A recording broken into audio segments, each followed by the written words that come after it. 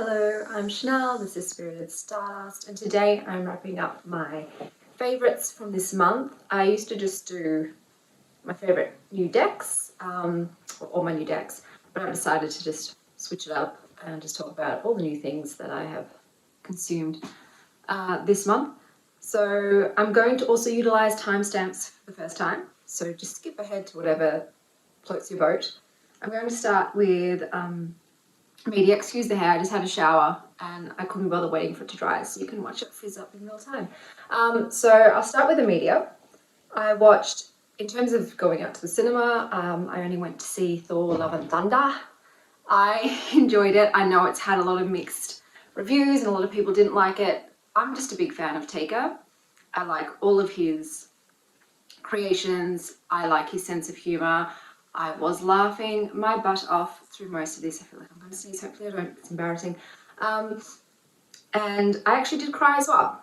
I did tear up. There were some scenes that got me. I don't think it was all just fluff. I think that was most people's qualms with it. It was just too like lighthearted and full of jokes, but I thought it had a great blend of, it was a lot of jokes. There was a lot of jokes, but I like that. I like having a good laugh. I was laughing.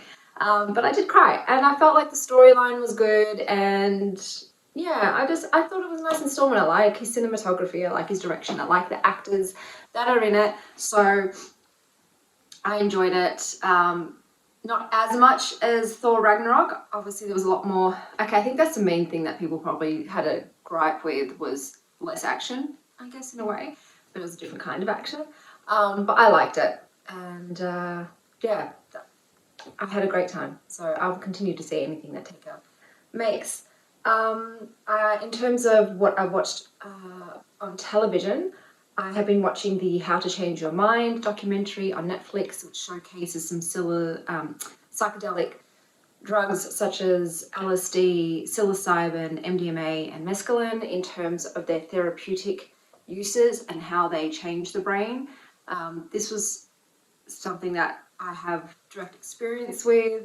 I'll say firstly, before I tried psilocybin mushrooms to heal myself, I was very anti-drug in terms of both illicit and prescription. I wouldn't even take a Panadol unless I was dying.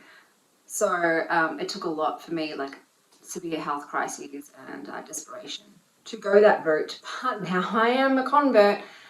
Because it radically transformed my life. I'm actually thinking about doing a video of my entire experience, because I found it very helpful when I was deciding whether or not I was going to go down that road by watching other people's transformations and experiences with them.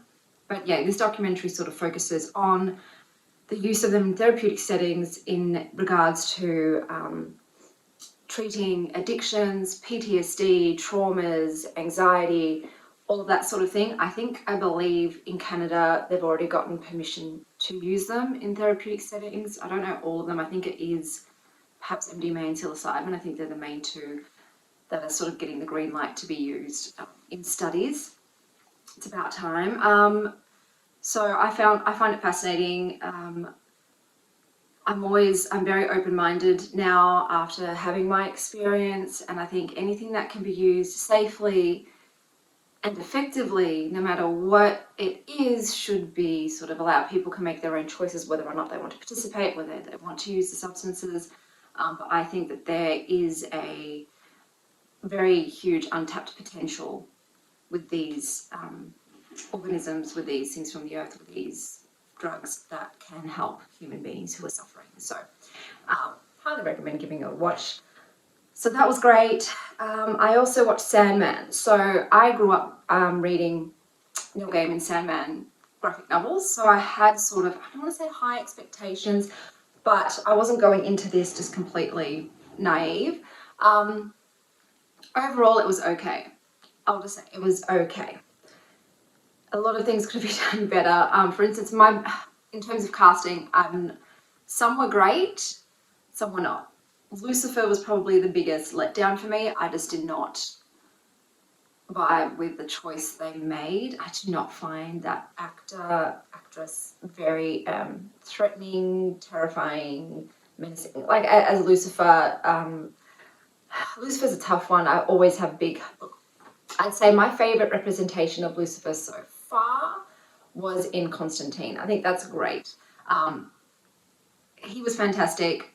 Also, Tilda Swinton could easily be Lucifer as well. I could absolutely see Tilda Swinton playing Lucifer. I think Lucifer really vibes with that sort of gender fluid representation, but very like ethereal, almost alien-like beauty, because Lucifer is meant to be the most beautiful angel in heaven, but also has that deadliness, that side. You know what I mean? Like, I didn't get a lot of evil from who they chose as Lucifer. I've forgotten her name, but she Gwendolyn Christie, is that it? I think it just came to me. I think I thought Desire was fantastic. That nailed it, hit it on the head. Desire, excellent casting choice, my friends. In terms of Dream, his hair could have been a bit crazier. He has crazy hair in the graphic novels. I understand that if they went to that length, it would just make him look nuts, like a crazy person. But I think he could have done a bit more with his hair. Death, okay, love the actress, great choice. But Death has this beautiful like swirl, like an iconic swirl near her eye, and I'm like, couldn't you have added that? I felt like it was missing. I'm like, where's her swirl? Put it on her. What else? And it was a bit boring. I'm sorry to say, like, I could have, I don't know, the pacing was a bit off. Oh, the CGI was terrible, my friends. The worst one for me was the scene with Azazel, one of the demon lords in hell. I laughed. It was hilarious. It was like this rift, this dark patch with like all these like eyes and faces, but not really, like cartoonish mouth and eyes, like all talking. And I'm like, that's Azazel? Is that supposed to strike fear in my heart? No, that's like less creepy than this kids show called, I think it was Trapdoor. Stay away from that trapdoor, because there's something down there. I don't know if you know that show, but it was a show that was on as a child and was like plasticine. That was scarier than the depiction of Azazel. Also the same thing with one of his nightmares, got wings. I keep forgetting her name. I think it starts with a G. Their name goes from a nightmare to being a dream, and the wings, and just the CGI was just so cringe. So that was the letdown. I know like CGI costs a lot of money and they can't do movie level quality, but we're at the point now where we're a bit spoiled with CGI. So when it goes that many steps backwards, it's like, are they for real? Will I continue watching it? Yes, because I like Neil Gaiman's stuff, but I felt like it could have been executed better. There could have been some things that I felt could have been done that would have made it a little better. Then we've got, I've been rewatching Golden Girls. So this is a show that I used to watch with my late grandmother when I was a kid. So it's got huge nostalgia for me. It makes me laugh. It's a good time.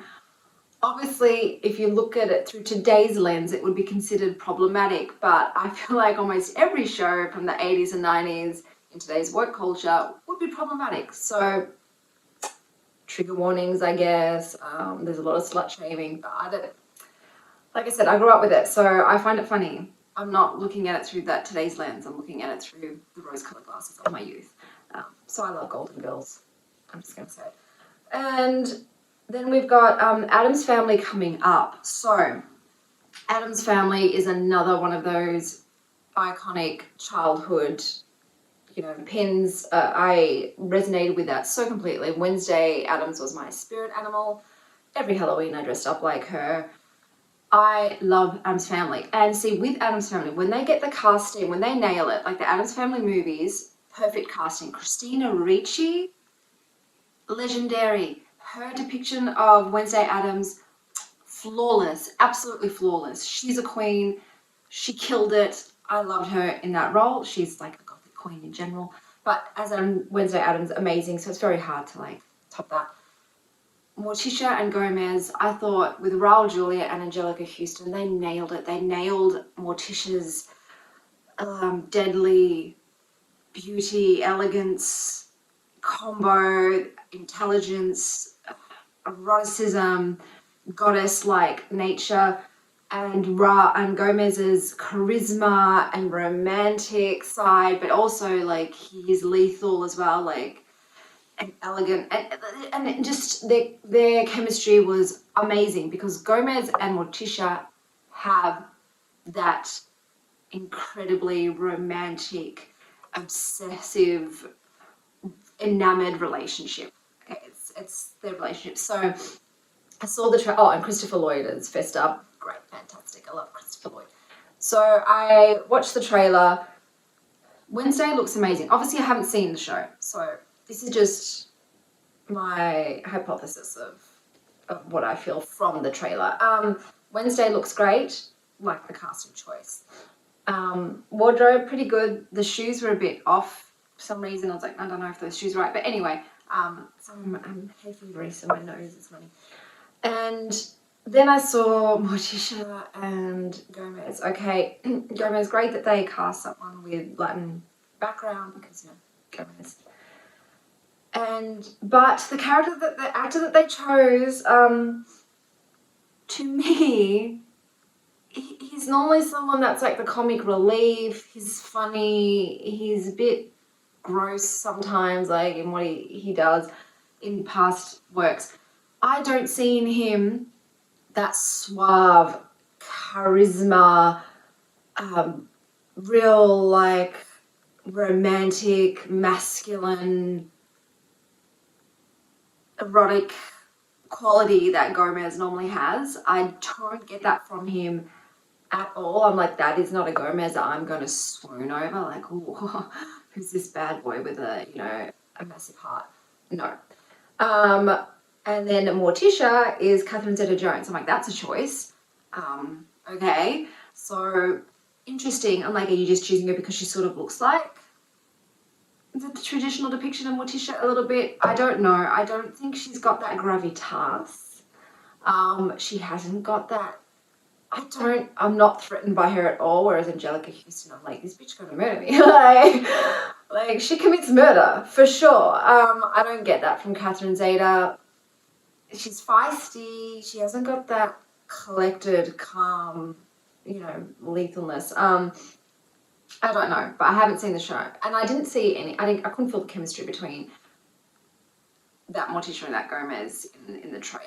But like I said, it's a short snippet. I'm going to be open-minded and see what it is. But from a cursory glance, I was like, I would have picked him. I would have picked her as Morticia and Gomez. Like, no. Wednesday, yeah, she seems great. I heard that Christina Ricci is going to be in it with an as yet undisclosed role. I'm all for it. I would have loved for her to have been like the grown-up Wednesday. Maybe if they flash forward and you can see Wednesday grown up, I think that would have been rad. But she did say she's not playing Wednesday, so. But I'm still excited for it. It's Am's Family. Of course, I'm going to watch it and squeal over the gothic wardrobe of it and everything else. But yeah. Just from the trailer, I was like, oh, it's some interesting choices that they made. And it's Tim Burton, but I used to be obviously a massive fan of Tim Burton back in his heyday. His more recent stuff has been a bit questionable, not only in terms of like casting choices, but just they haven't delivered like his old stuff used to. So I no longer have just blind faith in Tim Burton. Hopefully this will restore some of his former glory in my eyes. We'll have to wait and see. But those are the things that that's the next thing I'm excited to watch. But yeah, I'm now going to go through decks and crystals and cats and all that jazz. So like I said, I'm going to try and timestamp this. Hopefully I'll remember to do this in editing. Sometimes I'm like, hey, I'm going to put something up here, and then totally forget because I don't really like to watch my videos. I'm just like, okay, I've just done the sound a bit and that's done. I can't wait to get a new phone. I think Apple's bringing out a new phone in September. So yeah, guys, I know you've been like suffering through the horrible audio and video quality. I apologize. My phone is over 5 years old, but I am going to upgrade, and with that, hopefully have much more palatable videos, but I'll leave you to watch the rest. Hello, so I thought I would show you the acquisitions that I got this month that were some of my favorites. So one of them is this pendulum. It's got a little moon charm on the end. It is rainbow moonstone. So I wanted to choose a pendulum that was obviously a stone I resonated with, that correlates with my astrological chart, and I chose rainbow moonstone because I wanted the black and the white, sort of the yin and the yang type qualities. I absolutely love it. I've always wanted one, and now whenever I have a yes or no question, I bust it out, and it's been very helpful. So next up we've got this is Shivalingam. So originally I got a small stone of this, but I just really loved the energy and the feel of it, so I purchased a larger one. This is from one of the 7 sacred Indian rivers, so it's a rock. It sort of like the properties are to do with the fertility, sexuality, confidence, balance. Yeah, I think those are the main ones. And I think it's also helps with chakra realignment, I think, and also obviously to do with Shiva. So that's the Shivalingam. Next up, I got this calcite peach stone. I hadn't ever seen anything like it. I just really resonated with the colors. So peach calcite is sort of protecting, purifying, grounding, centering, helps with peace, creativity, imagine prosperity, spirituality, wisdom. There's a lot of things because it's obviously calcite, but it's also got to do with the color peach. So it says it boosts your intuition as well, and amplifies and increases energy, lessens fear and stress. So very helpful stone. Once again, this is all about I just straight away I was like, yes, this really resonates with me personally. I love the sort of palm stone size, because once again, like I just like to hold them and play with them while I'm sitting at my desk. And yeah, this crystal really resonated with me, and I love the coloring, and quite happy with it. So that's all of the things that I purchased this month, and now I'm going to the decks that I purchased this month. So in total there's 6 decks. Is there only 6? Okay. And I'll start with the Broadbent Sisters clearing cards. So look, with this, the box does not close properly. So that's just one sort of gripe with the packaging. So, like I said, I should have walkthroughs for all of these decks. I edged mine in like a sort of blue, sort of a ballpoint pen blue. So yeah, if you want to watch the walkthroughs, look down below. So there's just a few spreads, and then the messages, also the reverse messages, which I really enjoy. The cardstock is super thin, so it did come bowed. It did arrive like bowed, but I don't mind. It's easy to shuffle in that respect. I have really enjoyed, excuse me, I can say malting, using this deck, even though it's not really an art style that I would normally go for at all.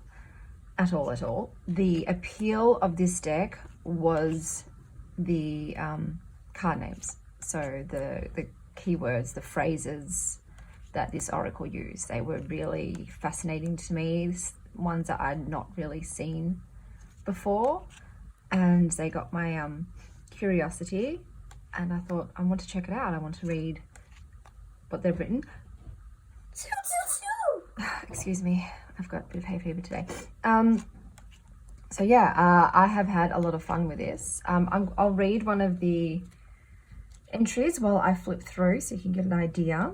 So this is, excuse me, this is wind stirring sand. This is an air element card. Your thoughts are becoming focused and clear. They are like the wind across the sand, stirring new ideas into the world. It is your time to make a difference. The winds are picking up and asking you to delve into the big dreams of your mind. Stop letting the small grains of sand get in your eyes and blind you from your greater mission. You'll know which ones are ready to become reality because they make you feel expansive and free. Small steps are required for these lofty goals. but each one is bringing you closer and closer to your greater purpose. Reverse. The wind is sending mixed messages, and you need to center yourself and breathe into your thoughts and emotions. Find a dry place to meditate on next steps. The swirling winds are making you feel untethered, and you don't know which direction to go. The sand is in your eyes, blinding you from your true mission. Now is not the time to make rash decisions. It's time to recollect yourself and get grounded. So I'll just leave this one there. So yeah, this was really surprising. I really enjoyed this. I will definitely be keeping it. And I'm excited to play with it a little more. At the end, I'll do a spread with all of the cards as well. Next up, we have Healing with Light Energy by Helena Harris. Like I said, I've got walkthroughs below, so I'm not going to go through everything. So these have the shiny gilding, which I do not like. I don't like the way it feels. The backs are lovely. Cardstock is once again quite thin, but fine. It's a satin. And this is images that is mostly focused on the artwork. You've got a little number down in the corner to help you find it in the guidebook. It's very brief, like the guidebook is not very big at all. So I'll just read this one while I flip through. This is Inner Transformation. This transformation is an internal one. Most of this process is unnoticeable to anyone else, even sometimes to you. It can feel like we are stuck and not moving, but this cocoon phase is very important to your self-development. So trust the timing of your journey.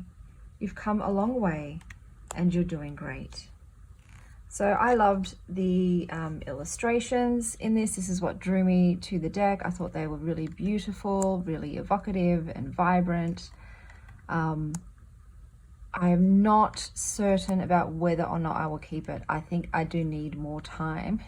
You might think a month though, a month straight, but I want to see how it works with other decks, because with my new decks, I just use my new decks together. But yeah, I think I need to give it a bit more time before I decide. This is one of my favorites, if I am going to keep it or not. So that is Healing with Light Energy. Next up, I'll show the tarot. So I only purchased one tarot this month, so therefore out of my new purchases this month, this is my favorite tarot. This is the Ethereal Alchemist tarot. I'll just take it out. This is excellent, I have to admit. So these are the backs. I'm not a fan of the backs. I don't think that they suit the deck whatsoever. That's just my personal opinion. They've got the matte gold edging, which is great. I do like that. The cardstock though is that thick satin, so it's very reminiscent of, like, say, Danielle Noel. What's that one called that everyone loves? Moon. Is it the Moon Child Tarot? I'll write the name in case it's wrong. This is what I was hoping that deck would be. So I got the Moon. I hope it's the Moon Child Tarot by Danielle Noel. I didn't bond with it. I didn't enjoy it. This has a very similar energy, but resonated a lot more with me personally. So this is what I was hoping that deck would be. The guidebook is great. It has a lot of information. It's got full color pictures, and so I did love that. I'll read through Judgment while I go through some of the pictures and then discuss a bit more of my opinions, personal opinions on the deck. So the alchemical element is fire, the ruling planet is Pluto, the light. Judgment symbolizes a spiritual rebirth, an internal awakening, the ascension process, and the transition from one phase of life to the next. Judgment is a card of renewal, new beginnings, spiritual expansion, and deep introspection. This sacred key is calling you to turn your awareness inward, to identify aspects of your life that need to be addressed. Learning lessons from past mistakes and reevaluating your actions will enable you to move forward with more wisdom, strength, and clarity. During this time of self-reflection, it is important to remember not to be critical of yourself. To truly heal, you must approach this process with an open and non-judgmental attitude and heart. When you release any form of judgment towards yourself and others, you naturally raise your vibrational frequency, and life-changing shifts begin to occur. The portal of transformation is now open and available to you. Once you cross the threshold into the next phase of your life, you'll experience a significant shift in consciousness and emerge reborn. Shadow. Spiritual awakenings are a challenging process because you are going against your cognitive beliefs, which is what you have always known. It is time to shift this stagnant energy and begin to move forward into the next phase of your existence. Transformation begins by looking inside of ourselves and acknowledging our shadow. Do not judge yourself for past mistakes or the position you are currently in. Instead, accept where you are and make a positive change for the better. So, I'm not normally one for photo collage, but I don't mind this. The only thing I don't like about this deck is that it can be a bit pippish. So there are some, like I said, some cards are fantastic and really like sort of tell a story.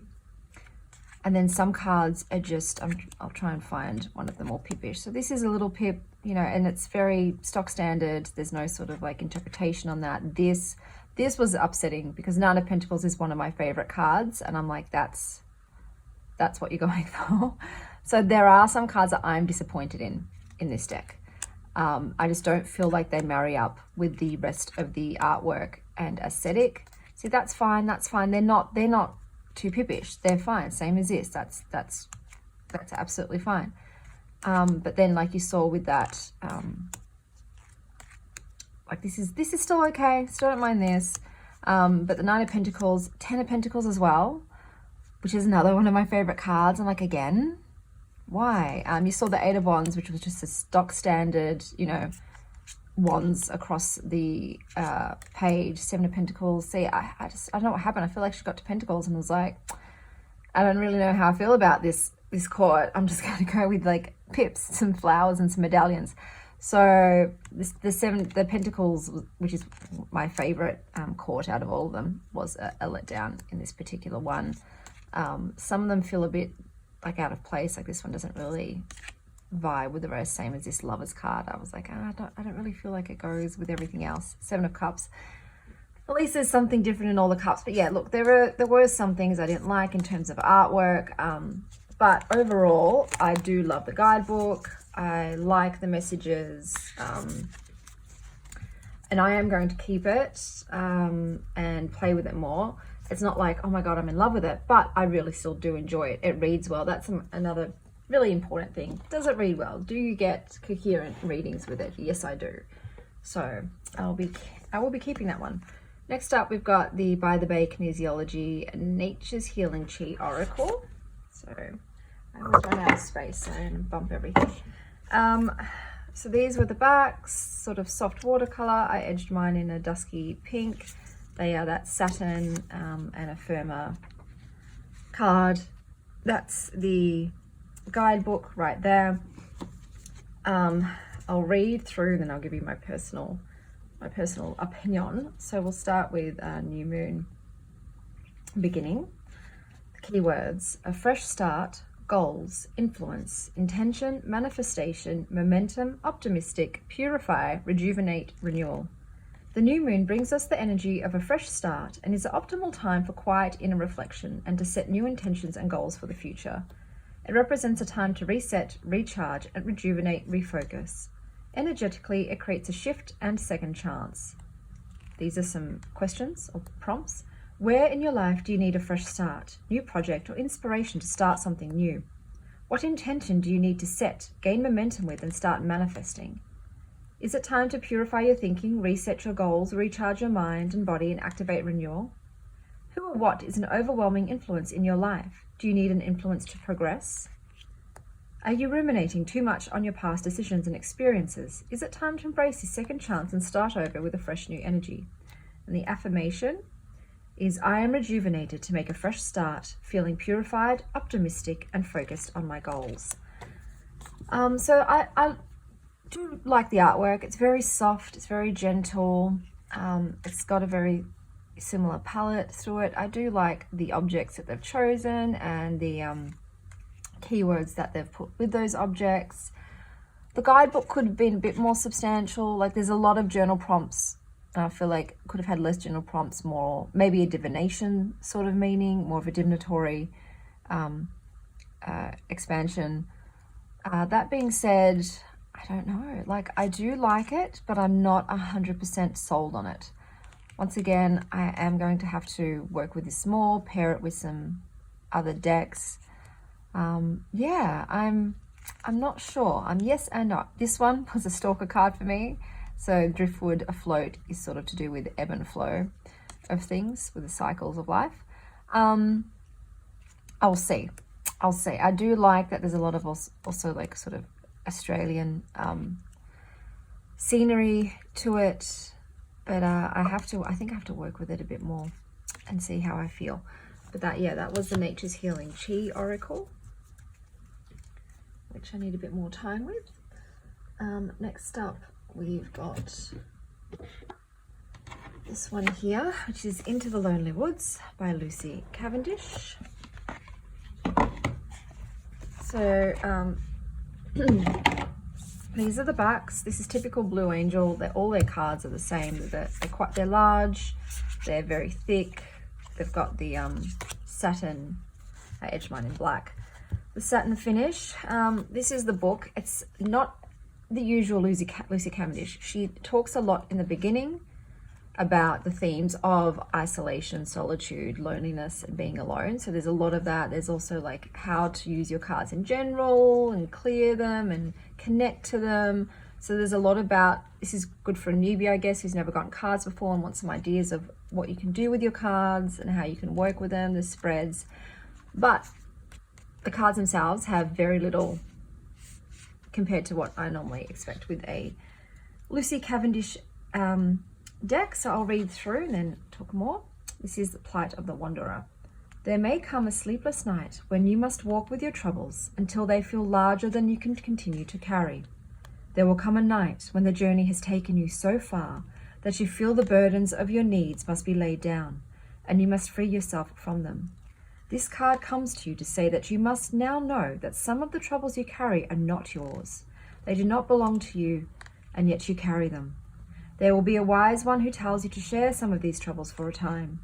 They will help you know which to keep, learn from, and remember, and which can be put aside, acknowledged as not yours to carry, and buried softly in the good earth to heal, change, and become a part of the great all that is.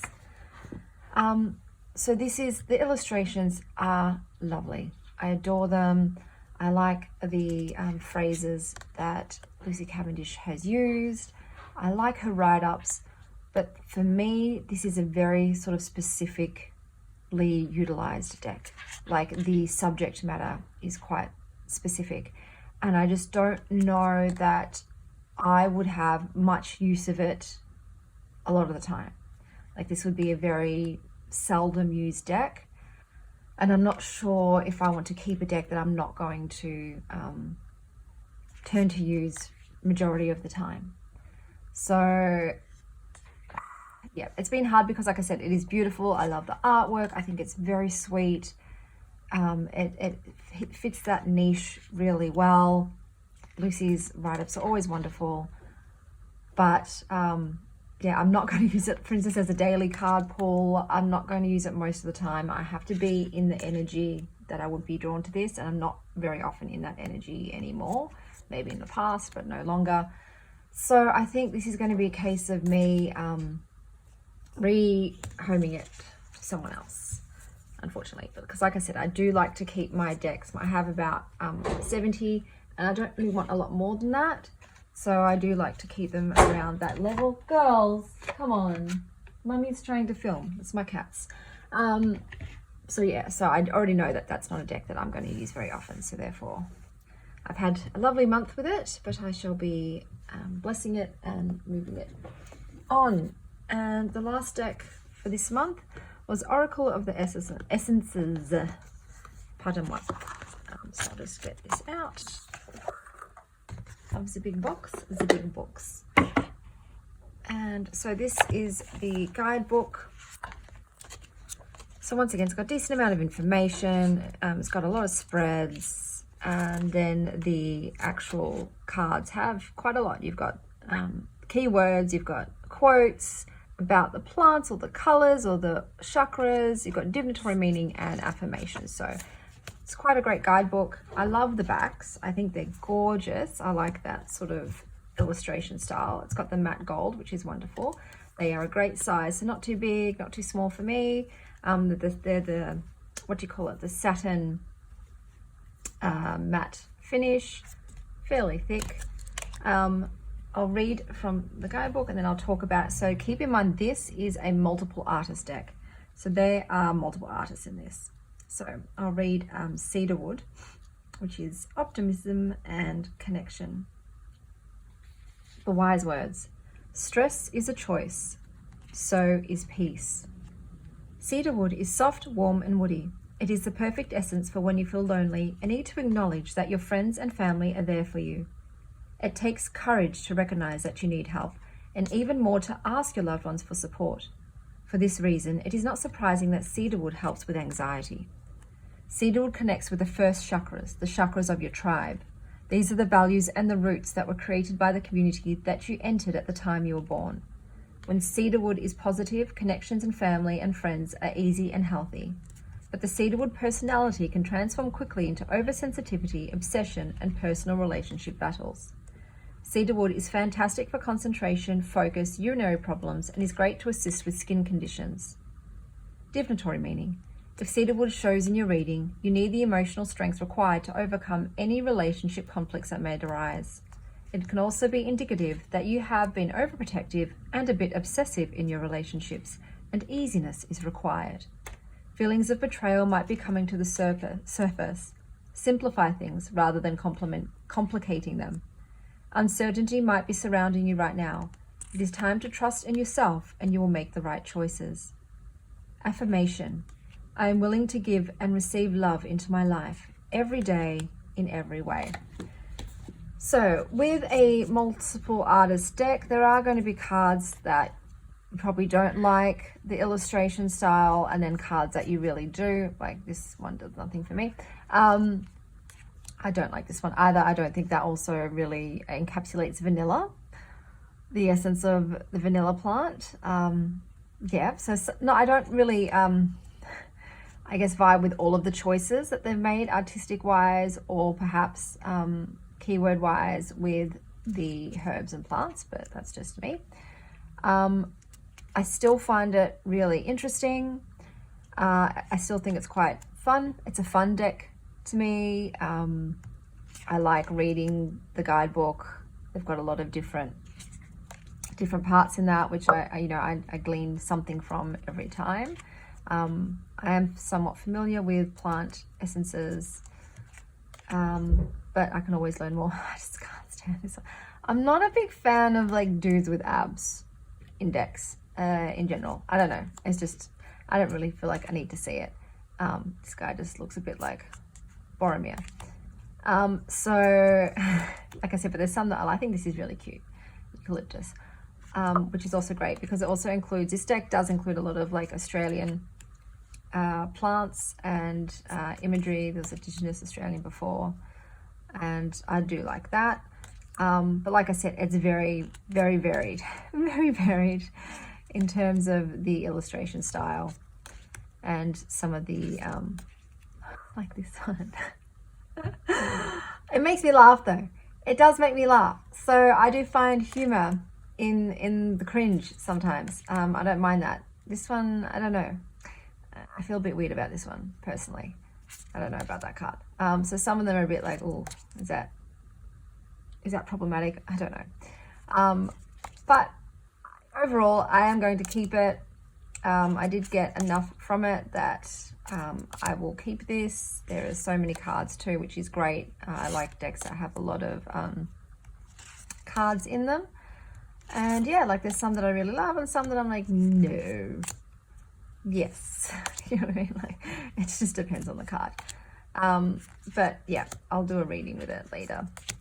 Oh yeah, I don't like that one. Some of the like, yes, there's some that I'm just like, no sir, please go away. This really reminds me of Greece, but it could also be, I guess, maybe Spain, Portugal, I don't know. Obviously Indigenous. So I will keep it, but yep, it's a very, I would call it an eclectic deck. Might not to be everyone's tastes, but I'm going to now.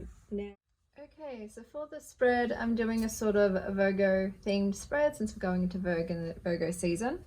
So the first card is a card that describes me currently. So I got Magnolia, stillness and dignity. And I'll just read it. Wise words.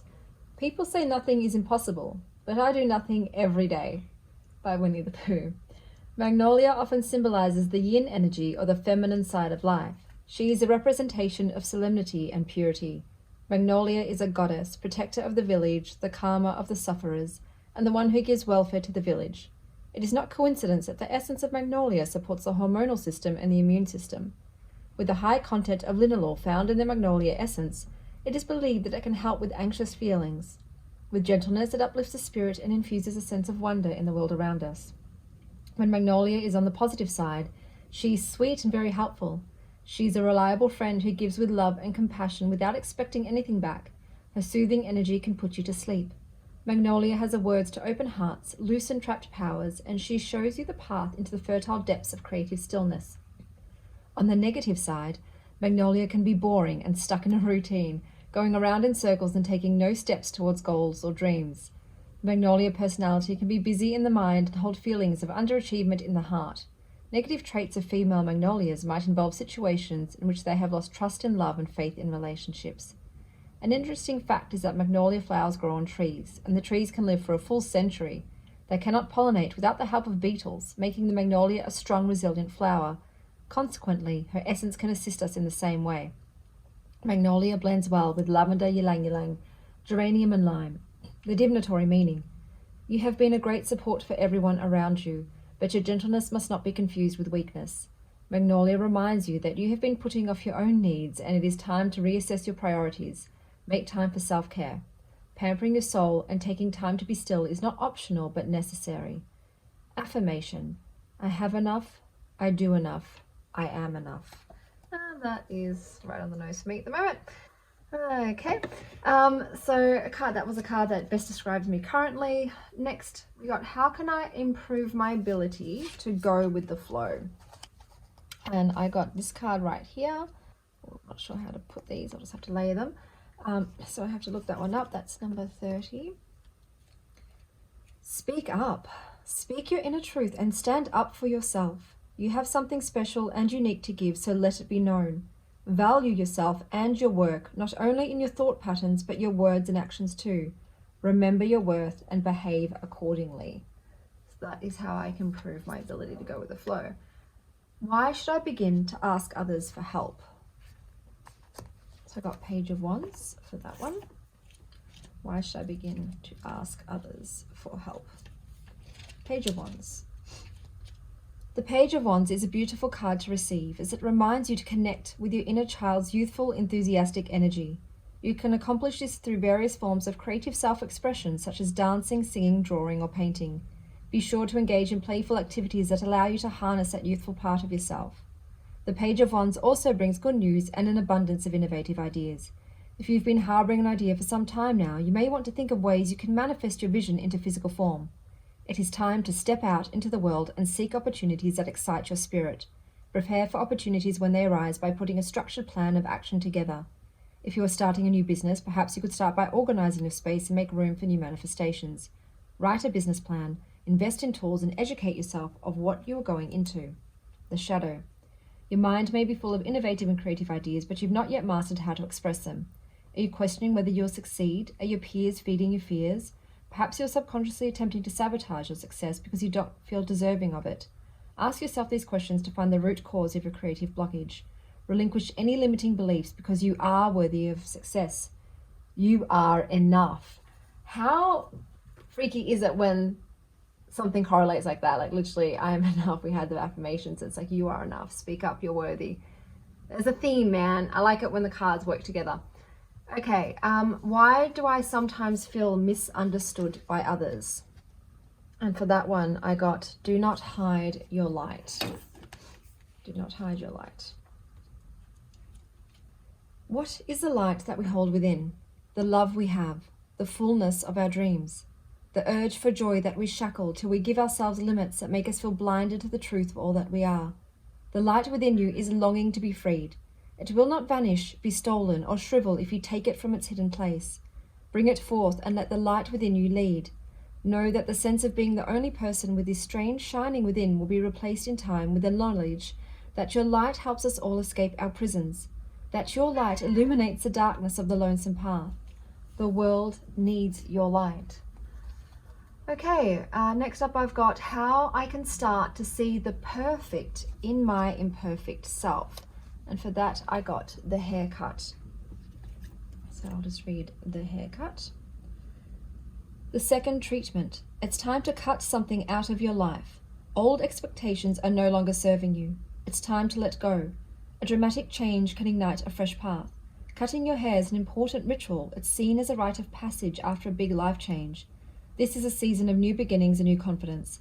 Throughout the world, hair is a spiritual symbol. It is a cutting of cords, a release of old energies, patterns, beliefs, and connections. Choosing to cut it is a strong, tangible statement of cutting something out of your life.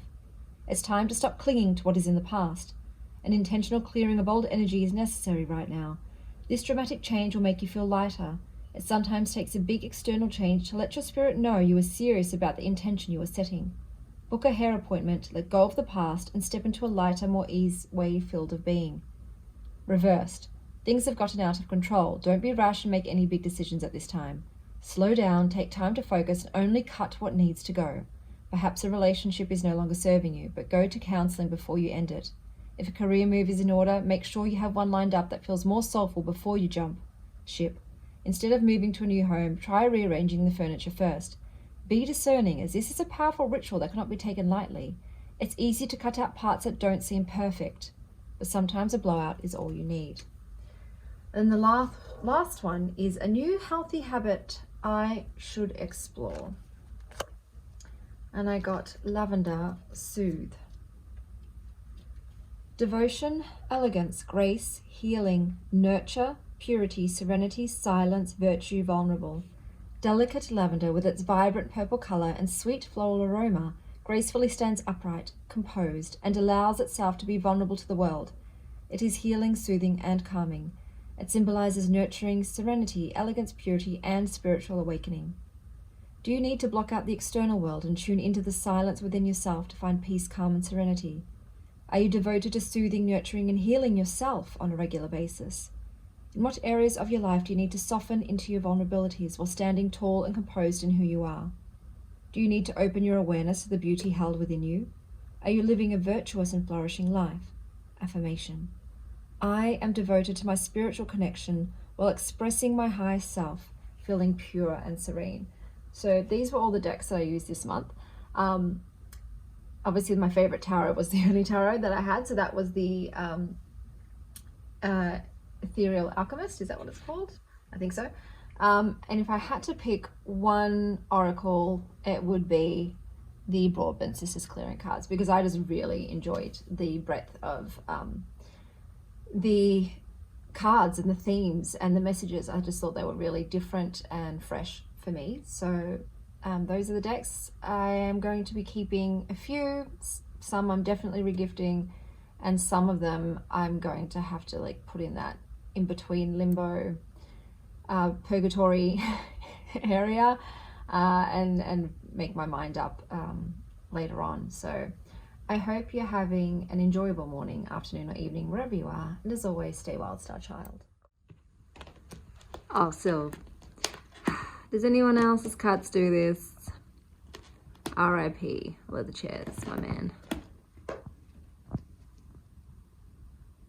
My daughter's chair, that's their favorite. Hi. Hi. Hey, honey. I love you. Hey, Sylvie. You've got so many scratches, babes.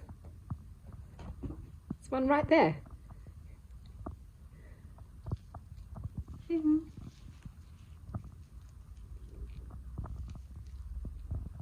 Oh, she can do it.